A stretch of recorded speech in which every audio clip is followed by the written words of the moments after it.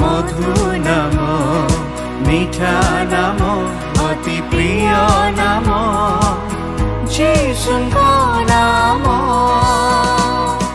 পাপ শাপ করে দূর যিশুଙ୍କ নাম,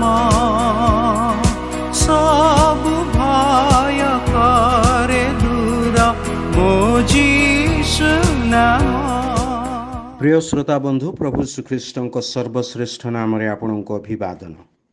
ପବିତ୍ର ବାଇବଲର ଜୋହନ ଲିଖିତ ସୁସମାଚାର 17 ଅଧ୍ୟାୟର 5 ପଦରେ ପ୍ରଭୁ ଶ୍ରୀଖ୍ରୀଷ୍ଟ ଆପଣା ପ୍ରାର୍ଥନାରେ ଏପରି କହନ୍ତି, ଆଉ ଏବେ ହେ ପିତା, ଜଗତର ସୃଷ୍ଟି ପୂର୍ବେ ତୁମ୍ଭ ସହିତ ମୋର ଯେଉଁ ମହିମା ଥିଲା, ତଦ୍ୱାରା ତୁମ୍ଭେ ମୋତେ ତୁମ୍ଭ ସହିତ ମହିମାନ୍ୱିତ କର।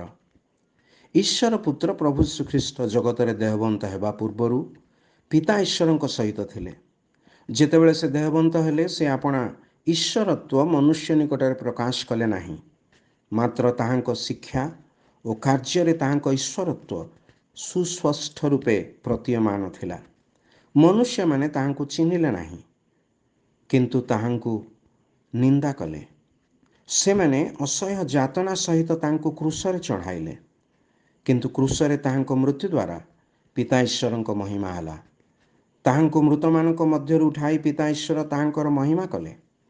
ଶିଷ୍ୟମାନଙ୍କ ଦୃଷ୍ଟିଗୋଚରରେ ଯେତେବେଳେ ସେ ତାହାଙ୍କୁ ସ୍ୱର୍ଗକୁ ନୀତ କଲେ, ତେବେ ମଧ୍ୟ ତାହାଙ୍କର ମହିମା କଲେ। ସୃଷ୍ଟି ପୂର୍ବରୁ ତାହାଙ୍କର ଯେଉଁ ମହିମା ଥିଲା, ସ୍ୱର୍ଗରେ ସେ ତାହା ପୁନର୍ବାର ପ୍ରାପ୍ତ ହେଲେ। ଯେତେବେଳେ ସେ ଏହି ପୃଥିବୀରେ ରାଜ୍ୟ କରିବା ନିମନ୍ତେ ଆପଣାର ମହିମାରେ ପ୍ରତ୍ୟାବର୍ତ୍ତନ କରିବେ, ସେତେବେଳେ ପ୍ରଭୁ ଶ୍ରୀଖ୍ରୀଷ୍ଟଙ୍କ ଠାରେ ବିଶ୍ୱାସ କରି ତାହାଙ୍କୁ ପ୍ରଭୁ ଓ ତ୍ରାଣକର୍ତ୍ତା ରୂପେ ଗ୍ରହଣ କରିଥିବା ସମସ୍ତେ ତାହାଙ୍କ ସହିତ ପ୍ରକାଶିତ ହେବେ ଓ ତାହାଙ୍କ ସହିତ ରାଜ୍ୟ କରିବେ।